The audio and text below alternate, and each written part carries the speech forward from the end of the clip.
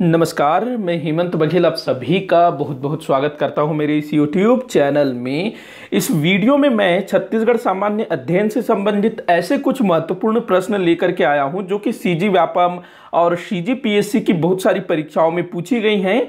और ये सभी प्रश्न ना अभी आने वाले समय में जो पटवारी का एग्जाम या फिर हॉस्टल अधीक्षक, RI, वन रक्षक, ये सारी परीक्षाएं जो है सीजी व्यापम की तरफ से आने वाली है, कभी भी ये आ सकती हैं। तो आप लोगों को वेट नहीं करना है, तैयारी शुरू कर देनी चाहिए। हालांकि काफ़ी सारे स्टूडेंट्स ने मुझसे रिक्वेस्ट की थी आप इनकी तैयारी शुरू करवाइए, तो मैंने कुछ वीडियोस बनाए थे और थोड़ा सा लेट हो रहा है, इसके लिए माफ़ी चाहूँगा।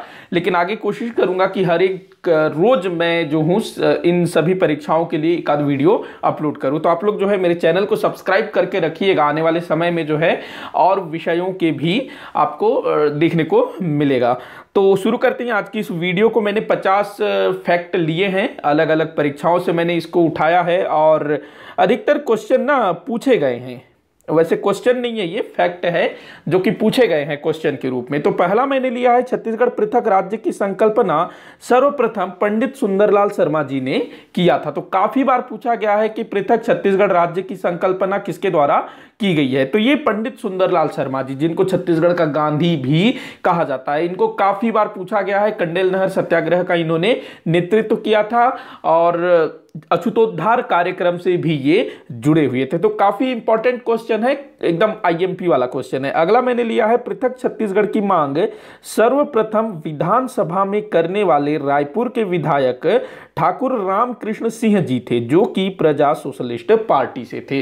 देखो, जो पंडित सुंदरलाल शर्मा जी थे वो छत्तीसगढ़ पृथक निर्माण के स्वप्न दृष्टा या फिर संकल्पना करने वाले व्यक्ति थे। उसके बाद फिर जिन लोगों ने सुंदरलाल शर्मा जी का समर्थन किया कि हाँ भाई हमारा अलग से एक छत्तीसगढ़ राज्य होना चाहिए, तो फिर वो जो है अपने अपने स्तर पर कोशिश करना शुरू कर दिए।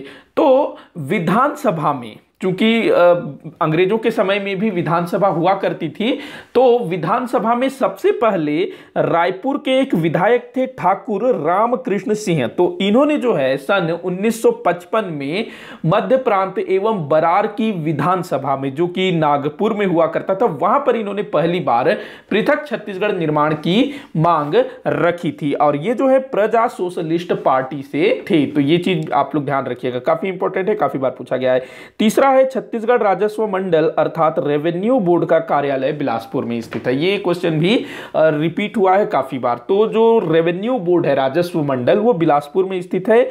अगला है, छत्तीसगढ़ की वर्तमान सीमाओं का निर्धारण सन 1905 में हुआ था। छत्तीसगढ़ की जो वर्तमान सीमाएं हैं ना, हम बोलते हैं कि जो छत्तीसगढ़ समुद्री घोड़े के समान दिखता है, तो ये जो आकार है, ये जो सीमांकन है, ये कब हुआ था? सन 1905 में। 1905 में ही भारत में बंगाल का विभाजन हुआ था। लॉर्ड कर्जन था ना इस समय भारत का वायसराय। तो उसी समय जो है बंगाल प्रांत के 5 रियासतों का विलय हमारे छत्तीसगढ़ में किया गया था। कौन कौन सी थी ये रियासतें? तो कोरिया रियासत था, चांगभकार रियासत था, सरगुजा रियासत, जसपुर रियासत और उदयपुर रियासत। तो इनको जो है छत्तीसगढ़ में शामिल किया गया और छत्तीसगढ़ की 5 रियासतों को प्लस संबलपुर जिले को, इसको जो है बंगाल प्रांत के उड़ीसा क्षेत्र में शामिल किया गया। तो ये भी काफी बार पूछा गया है। तो छत्तीसगढ़ का वर्तमान सीमाओं का निर्धारण, अच्छा, इसको एक अलग तरीके से भी पूछा जाता है कि छत्तीसगढ़ राज्य का नक्शा कब तैयार हुआ? तो ये 1905 में तैयार हुआ था। वहीं पंडित सुंदरलाल शर्मा जी ने छत्तीसगढ़ का एक नक्शा तैयार किया था। कब? 1918 में। उन्होंने बोला कि हमारा एक अलग छत्तीसगढ़ होना है, ये हिस्सा उसमें आएगा। तो उन्होंने एक नक्शा तैयार किया था, नक्शे का पांडुलिपि। तो ये 1905 में और सुंदरलाल शर्मा जी का 1918 में। 5वां है, छत्तीसगढ़ में न्यायिक अधिकारी प्रशिक्षण संस्थान बिलासपुर में स्थित है। देखिएगा, हमारे छत्तीसगढ़ का जो उच्च न्यायालय है वो बिलासपुर में है, बिलासपुर के बोदरी में। और वहीं पर जो है बिलासपुर में ही न्यायिक अधिकारी प्रशिक्षण संस्थान स्थित है। वहीं अगर हम बात करें कि छत्तीसगढ़ में जो राज्य सेवा अधिकारियों का जहां प्रशिक्षण होता है वो रायपुर में है। एक स्थान है निमोरा, वहां पर जो है जो छत्तीसगढ़ CGPSC से जो चुनकर जाते हैं ना, अधिकारी बनते हैं, तो उनका प्रशिक्षण वहां होता है रायपुर में। उसके बाद छठवां दिया है, दुर्ग जिले का निर्माण 1906 में हुआ था। काफी बार पूछा गया, एकदम मोस्ट इंपॉर्टेंट IMP क्वेश्चन है। 1906 में ये रायपुर जिले से अलग होकर के बना था। देखो, सबसे पुराने जिले थे रायपुर और बिलासपुर, साथ में एक संबलपुर था। संबलपुर को तो बंगाल के उड़ीसा क्षेत्र में डाल दिया गया। उसके बाद तीसरे जिले के रूप में दुर्ग जिले का गठन होता है सन 1906 में। तो ये तीसरा जिला था, ये भी आप ध्यान में रखिएगा। उत्तर बस्तर तथा दक्षिण बस्तर जिलों का निर्माण 1998 में हुआ था। देखो, जो उत्तर बस्तर अर्थात कांकेर, उत्तर बस्तर कांकेर, दक्षिण बस्तर दंतेवाड़ा, जिसको हम लोग कांकेर और दंतेवाड़ा के नाम से जानते हैं, इनका जो आधिकारिक नाम है, कांकेर का उत्तर बस्तर कांकेर, दंतेवाड़ा का दक्षिण बस्तर दंतेवाड़ा। तो इन दोनों जिलों का गठन हुआ था सन 1998 में, मई 1998 में। मैंने बताया था कि 1998 में 9 जिलों का गठन हुआ था, तो उनमें कांकेर और दंतेवाड़ा जिले भी शामिल थे। अगला दिया है, राजनांदगांव जिला सन 1973 में अस्तित्व में आया। काफी बार पूछा गया, ये भी एकदम IMP क्वेश्चन है।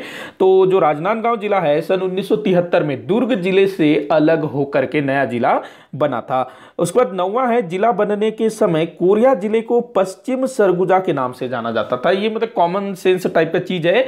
जो कोरिया जिला है वो किसी समय में सरगुजा जिले के अंतर्गत आता था, और 1998 में जब कांकेर और दंतेवाड़ा जिले का गठन हुआ ना, तो उसी के साथ साथ कोरिया जिले का भी गठन हुआ। तो पहले ये पश्चिम सरगुजा के नाम से जाना जाता था। छत्तीसगढ़ में 2 नाम वाला जिला जांजगीर चांपा है। देखो, जो जांजगीर चांपा जिला है ना, वो जो जांजगीर और चांपा दो अलग अलग नगर है। दोनों नगर को हसदो नदी वो जो है अलग अलग करती है। तो चांपा अलग नगर है, जांजगीर अलग नगर है। दोनों के नाम पर उस जिले का नाम रखा गया है, जांजगीर चांपा। उसके बाद देखिएगा, ये एक नया क्वेश्चन मैंने ऐड किया है, गौरेला, पेंड्रा, मरवाही। ये 3 अलग अलग स्थान है। गौरेला अलग है, पेंड्रा अलग है, मरवाही अलग है, और इन तीनों स्थानों को एक करके एक जिला बनाया गया है, गौरेला, पेंड्रा, मरवाही। तो 3 नाम वाला जिला ये है।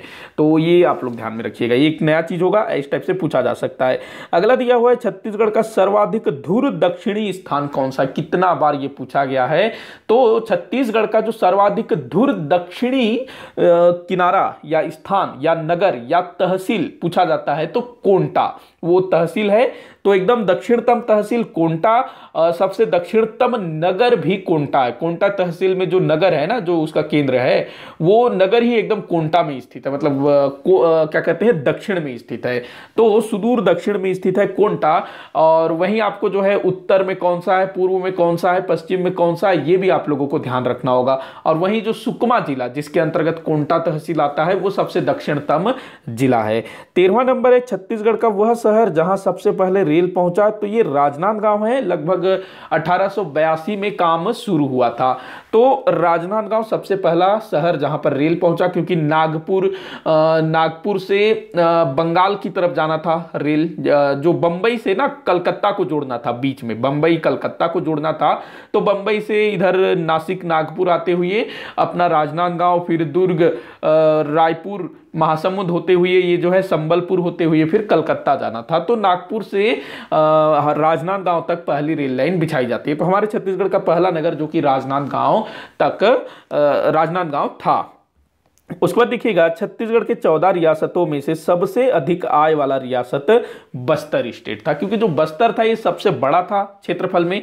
तो यहां से लकड़ियां काफी मिलता था, लकड़ी वगैरह काफी मिलता था। इसके अलावा यहां से दूसरी चीजें भी मिलती थी, तो रेवेन्यू काफी अच्छा जनरेट होता था। अगला दिया हुआ है, छत्तीसगढ़ की अधिकतर आदिवासी आबादी तीरंदाजी में अत्यंत कुशल होती है। ये वाला शायद मैंने पिछले वीडियो में भी लिया था शायद। तो छत्तीसगढ़ की जो आदिवासी जनजाति, हमारा छत्तीसगढ़ आदिवासी बाहुल्य क्षेत्र है ना, तो यहाँ के जो आदिवासी हैं ना, वो तीरंदाजी में बड़े माहिर होते हैं। तो तीरंदाजी में इन्होंने ना नेशनल इंटरनेशनल तक मेडल्स जीते हुए हैं। और जो प्रवीर चंद्र भंजदेव हैं, बस्तर के भूतपूर्व राजा, तो उनकी स्मृति में तीरंदाजी के क्षेत्र में सम्मान भी दिया जाता है, राजकीय सम्मान। तो तीरंदाजी में काफी होशियार होते हैं। छत्तीसगढ़ में सबसे पुराना उद्योग Bengal Nagpur cotton mill, BNC जिसको बोला जाता है, ये भी काफी बार पूछा गया है, मोस्ट IMP क्वेश्चन है। तो Bengal Nagpur cotton mill. Asia की सबसे बड़ी इमली मंडी छत्तीसगढ़ में बस्तर जिले में स्थित है। ये तो ये व्यापम ने इसको काफी बार पूछा है कि सबसे बड़ी इमली मंडी, ये छत्तीसगढ़ नहीं, भारत नहीं, पूरे एशिया का सबसे बड़ी इमली मंडी इसको कहा जाता है, जो कि बस्तर के जगदलपुर में है। छत्तीसगढ़ विधानसभा का प्रथम अधिवेशन राजकुमार कॉलेज रायपुर में हुआ था। रायपुर में जो राजकुमार कॉलेज है ना, जो कि 1885 में स्थापित किया गया था, ये हमारे तुम्हारे पढ़ने के लिए स्थापित नहीं किया गया था। जो मध्य भारत के जो राजे महाराजे थे ना, उनके बच्चों के पढ़ने के लिए इसको बनाया गया था, और यहाँ पर उनको तमाम तरह की सुविधाएं दी जाती थी। एक तरह से ना उनका पूरी तरह से ब्रेन वॉश किया जाता था, क्योंकि यहाँ के अधिकतर जो अध्यापक होते थे अंग्रेज होते थे, और वही लोग सारा खर्चा उठाते थे। तो उनको ना जो राजकुमार है, उनको एक तरह से अंग्रेजी पाश्चात्य रंग ढंग में ढालते थे, एकदम विलासी प्रवृत्ति का बना दिया जाता था। तो ये राजकुमार कॉलेज। और वैसे अगर हमारे तुम्हारे पढ़ने के लिए छत्तीसगढ़ का जो पहला कॉलेज था वो छत्तीसगढ़ महाविद्यालय, जो कि 1938 में बहुत बाद में स्थापित हुआ। कहाँ ये 1885 और कहाँ 1938, लगभग कितना साल, 52-53 साल बाद स्थापित हुआ ना।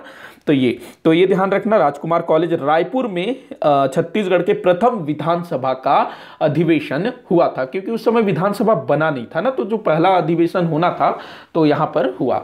अगला देखते हैं, कांकेर जिले का पखांजूर तहसील अधिकतर आबादी बांग्ला भाषी है। तो देखिएगा, कांकेर जिले में पखांजूर तहसील है, तो यहाँ की अधिकतर आबादी बांग्ला भाषी है। क्या है कि 1971 में जब भारत और पाकिस्तान का युद्ध हुआ, बांग्लादेश अस्तित्व में आया, तो बांग्लादेश के जो रिफ्यूजी थे, जो बंगाली लोग थे, हिंदू बंगाली, तो वो जो है भारत आ गए। अब भाई उनको कहाँ जगह दिया जाएगा, तो उस समय इंदिरा गांधी जी, वो जो है भारत की प्रधानमंत्री थी, तो उन्होंने देश के काफी सारे स्थानों का चयन किया, उसमें से एक पखांजूर भी था कांकेर जिले का, तो वहां पर जो है इनको बसाया गया, और आज इनकी आबादी वहां काफी बढ़ गई है। और वहां आप जाओगे तो एकदम ऐसा लगेगा कि आप बंगाल में आ गए हो, क्योंकि इन्होंने अपने संस्कृति को बनाए रखा है, जबकि बाकी कई सारे जो लोग हैं जो हमारे छत्तीसगढ़ में आए, वो एकदम ठेठ छत्तीसगढ़िया बन के रह गए हैं। चाहे वो बिहार से बिहारी आए हों, चाहे राजस्थान से मारवाड़ी आए हों, सब छत्तीसगढ़ी बोलते हैं ना। मिश्रा वगैरह काफ़ी सारे लोग हैं, मेरे एक दोस्त भी हैं मिश्रा हैं, काफ़ी सारे लोग हैं जो छत्तीसगढ़ी अच्छा बोलते हैं, मुझसे भी अच्छा। तो ये है, घुल मिल गए। जबकि जो बंगाल से जो बंगाली आए, वो अपनी संस्कृति को बनाए हुए हैं, मतलब यहाँ पर रंग ढंग ढल नहीं पाई, ये बोलना चाहिए। खैर ये कोई मतलब बड़ी चीज नहीं है। तो ध्यान रखेंगे, पखांजूर तहसील के अधिकतर आबादी बांग्ला भाषी है। छत्तीसगढ़ राज्य का एकमात्र नदी जलमार्ग सबरी नदी पर स्थित है। ये भी सीजी व्यापम में काफी बार पूछा गया है, पीएससी ने भी इसको पूछा है। तो जो सबरी नदी है, जिसको कोलाब के नाम से भी जाना जाता है, जो कि बस्तर और सुकमा जिले में प्रवाहित होता है, गोदावरी नदी की ये सहायक नदी है, और उड़ीसा के जयपुर जिले से यह निकलती है। जयपुर की जो पहाड़ियां हैं वहां से निकलती है, और इसी में ना कोंटा के आसपास कुछ एरिया में 6 महीने, वर्ष के 6 महीने जब पानी का स्तर थोड़ा ठीक ठाक होता है, तो नौ परिवहन संचालित किया जाता है, सामान ढोने के लिए, स्पेशली एक स्थान से दूसरे स्थान ले जाने के लिए। छत्तीसगढ़ के अगला है, छत्तीसगढ़ के वनों में सर्वाधिक संख्या में पाया जाने वाला वन्य जीव चीतल है। जीवों हो गया है, जीव कर लीजिएगा। तो हमारे छत्तीसगढ़ के जंगलों में सबसे ज्यादा कौन सा जंगली जानवर पाया जाता है, तो चीतल, ध्यान रखना। अगला है, बस्तर बंधु और बस्तर की आवाज नामक समाचार पत्र कांकेर जिले से प्रकाशित होते हैं। ये जो बस्तर बंधु है, ये आज भी प्रकाशित होता है। बस्तर की आवाज का मुझे नहीं मालूम।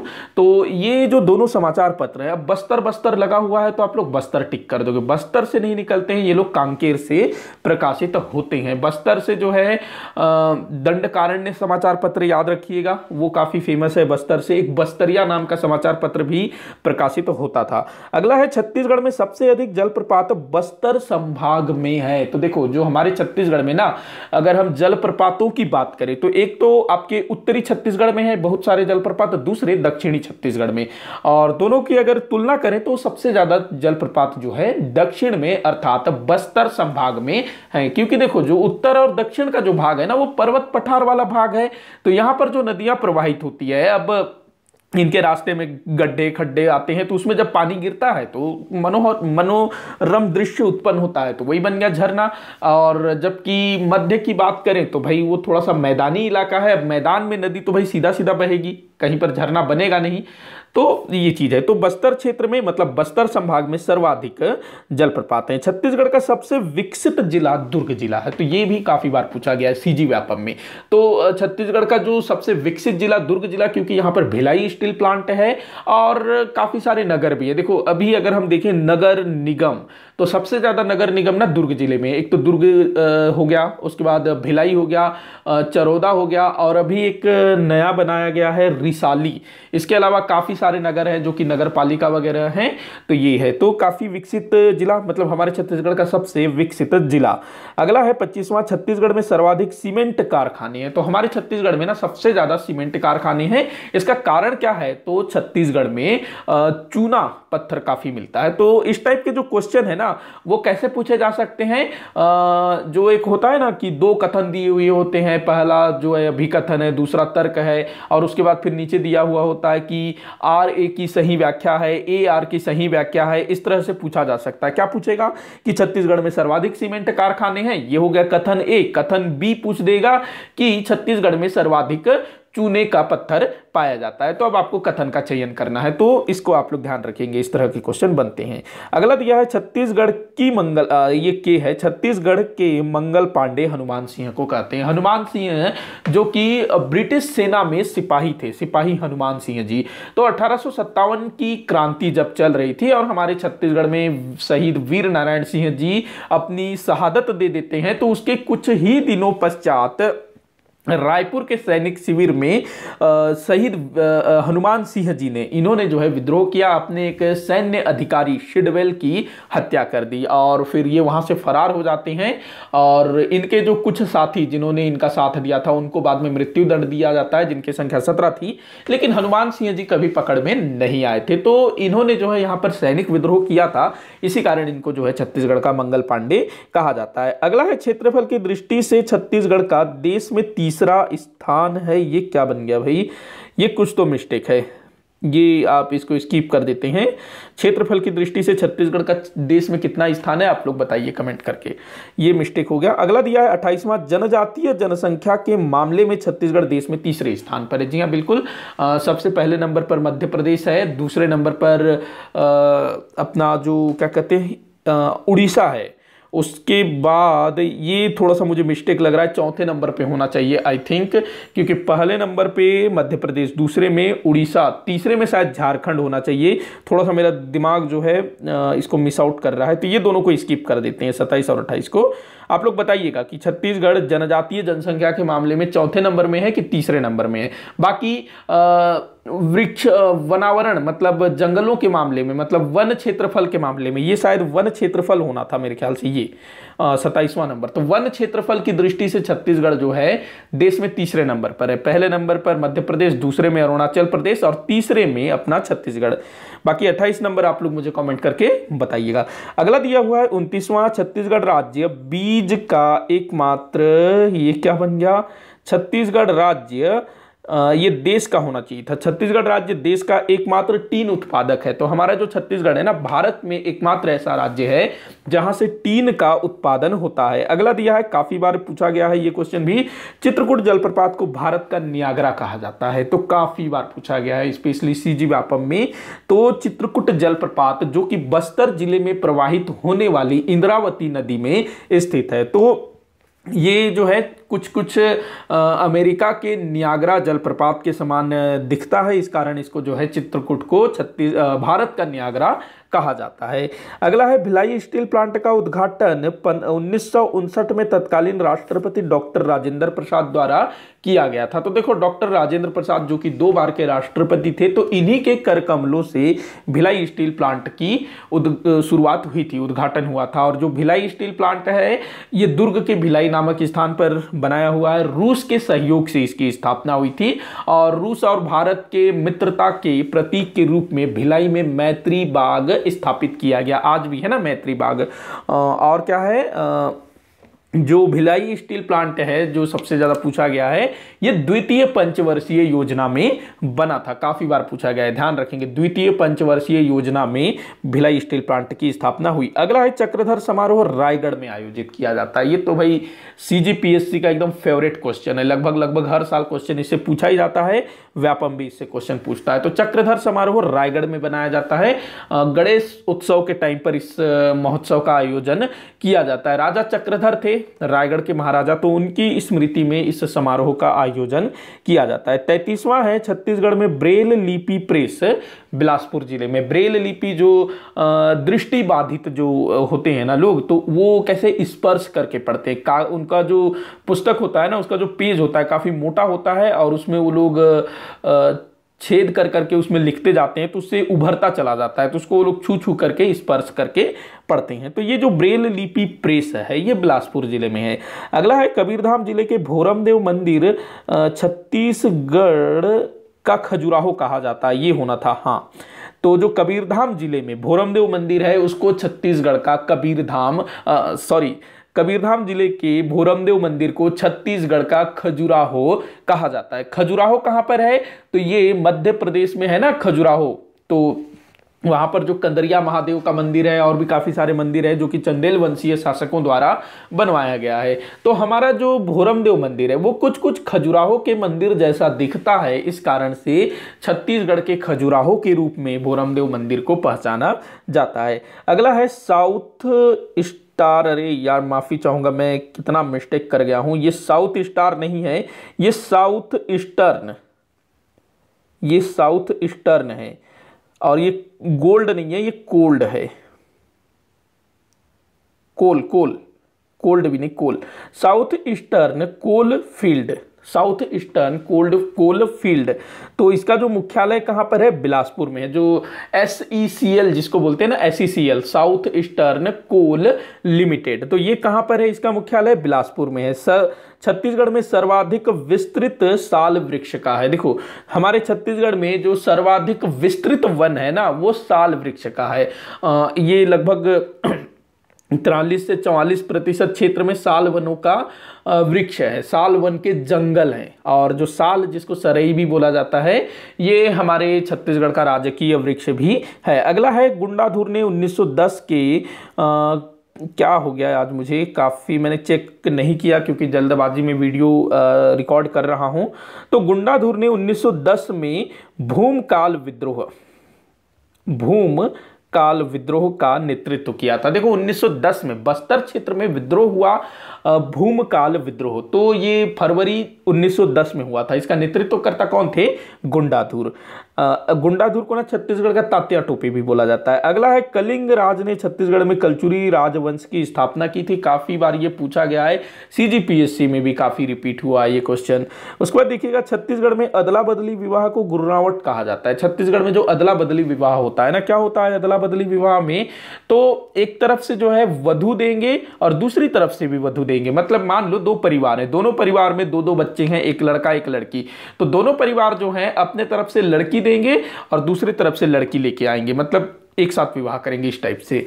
तो इसको बोला जाता है अदला बदली विवाह और हमारे छत्तीसगढ़ में इसको गुर्रावट बोला जाता है। प्रवीर चंद्र भंजदेव बस्तर के काकतीय वंश के अंतिम शासक थे।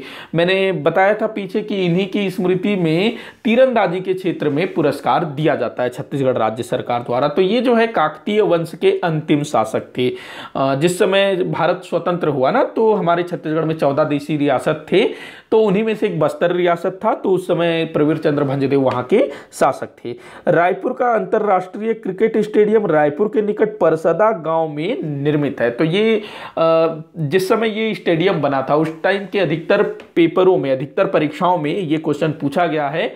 और इस अंतर्राष्ट्रीय क्रिकेट स्टेडियम का जो नाम है शहीद वीर नारायण सिंह अंतर्राष्ट्रीय स्टेडियम रखा गया है। और अभी क्रिकेट चल रहा है ना हमारे रायपुर में इसी स्टेडियम में, तो ध्यान रखेंगे। अगला है छत्तीसगढ़ी बोली का प्रथम व्याकरण हीरालाल काव्योपाध्याय जी ने लिखा था। तो काफी बार पूछा गया है ये क्वेश्चन भी। 1890 में इनका जो छत्तीसगढ़ी व्याकरण है वो प्रकाशित भी हुआ था। इनको जो है छत्तीसगढ़ का व्याकरणाचार्य और छत्तीसगढ़ का पाणिनि कहा जाता है। अगला दिया हुआ है पंडित सुंदरलाल शर्मा को छत्तीसगढ़ का गांधी भी कहा जाता है। जी हाँ भैया, इनको छत्तीसगढ़ का गांधी भी कहा जाता है। अगला दिया हुआ है छत्तीसगढ़ की क्षेत्रफल की दृष्टि से सबसे छोटा संभाग दुर्ग संभाग है। तो हमारे छत्तीसगढ़ में टोटल 5 संभाग है ना, तो उनमें से जो दुर्ग संभाग है वो सबसे छोटा है क्षेत्रफल के मामले में। वहीं क्षेत्रफल के मामले में सबसे बड़ा संभाग कौन सा है, तो बस्तर संभाग। वहीं अगर हम लोग जनसंख्या की बात करें ना, जनसंख्या के मामले में सबसे अधिक जनसंख्या वाला संभाग बिलासपुर संभाग है और सबसे कम जनसंख्या वाला संभाग बस्तर संभाग है। यहां पर विशेष ध्यान रखेंगे कि बस्तर संभाग जो कि क्षेत्रफल के मामले में तो सबसे बड़ा संभाग है, वहीं वो जनसंख्या के मामले में सबसे छोटा संभाग हो जाता है। अगला देखते हैं, छत्तीसगढ़ राज्य के 2 जिले बलौदाबाजार और कोरबा सर्वाधिक 7 जिलों से घिरा हुआ है। देखो यहाँ पर बलौदाबाजार काफी बार पूछा गया है, क्योंकि कोरबा तो भाई अभी कुछ समय पहले पिछले ही साल ये 7 जिलों से घिरा हुआ जिला बन गया। तो बलौदाबाजार दिया हुआ था, मैंने कोरबा भी ऐड कर दिया। तो देखो जो बलौदाबाजार और कोरबा है ये भू आवेष्टित जिले हैं, चारों तरफ से ना छत्तीसगढ़ के जिलों से घिरे हुए हैं और दोनों जिले 7-7 जिलों को स्पर्श करते हैं। तो ये इंपॉर्टेंट हो सकता है, ध्यान रखना। छत्तीसगढ़ राज्य में राजभाषा दिवस प्रति वर्ष 28 नवंबर को मनाया जाता है। देखो 28 नवंबर सन 2007 को ये वाला जो अधिनियम है छत्तीसगढ़ राजभाषा अधिनियम, ये जो छत्तीसगढ़ राजभाषा आयोग है ये गठित किया गया और उसके बाद से प्रत्येक वर्ष 28 नवंबर को छत्तीसगढ़ी राजभाषा दिवस के रूप में मनाया जाता है। तो ये ध्यान रखना। हाँ ठीक है। अगला है, छत्तीसगढ़ में 14 फरवरी को प्रतिवर्ष मातृ पितृ दिवस के रूप में मनाया जाता है। देखो पूरी दुनिया में 14 फरवरी को क्या मनाया जाता है, वैलेंटाइन डे, लेकिन हमारे छत्तीसगढ़ में इस दिन को मातृ पितृ दिवस के रूप में मनाया जाता है। भाई माता पिता से भी तो हम प्रेम करते हैं ना, तो हमारा वैलेंटाइन कौन है, माता पिता, तो मातृ पितृ दिवस के रूप में इसको मनाया जाता है। छत्तीसगढ़ राज्य का सर्वाधिक प्राचीन मंदिर देवरानी जेठानी मंदिर है, जो बिलासपुर के तालाग्राम में स्थित है। तो ये काफी बार पूछा गया है। तो सबसे पुराना मंदिर, सबसे प्राचीन मंदिर देवरानी जेठानी मंदिर, कहते हैं कि इनको देवरानी जेठानी ने मिलकर के बनाया था। ये शिव मंदिर है, जो देवरानी जेठानी मंदिर है शिव मंदिर है, गुप्तकालीन इसको माना जाता है।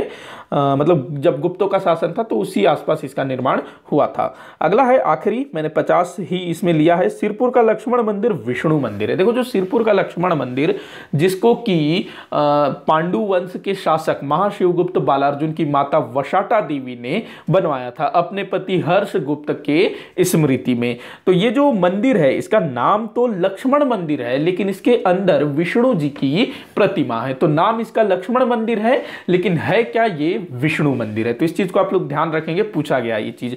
तो यहां मैंने जितने भी चीजें ली थी सारे जो है परीक्षा के दृष्टिकोण से काफी इंपॉर्टेंट है। आप इसको ना एग्जाम के टाइम पर एक बार देख लीजिएगा, आपका काफी हेल्प हो जाएगा। हाँ कुछ थोड़ा सा मैंने टाइपिंग में मिस्टेक किया था, उसके लिए मैं माफी चाहूंगा।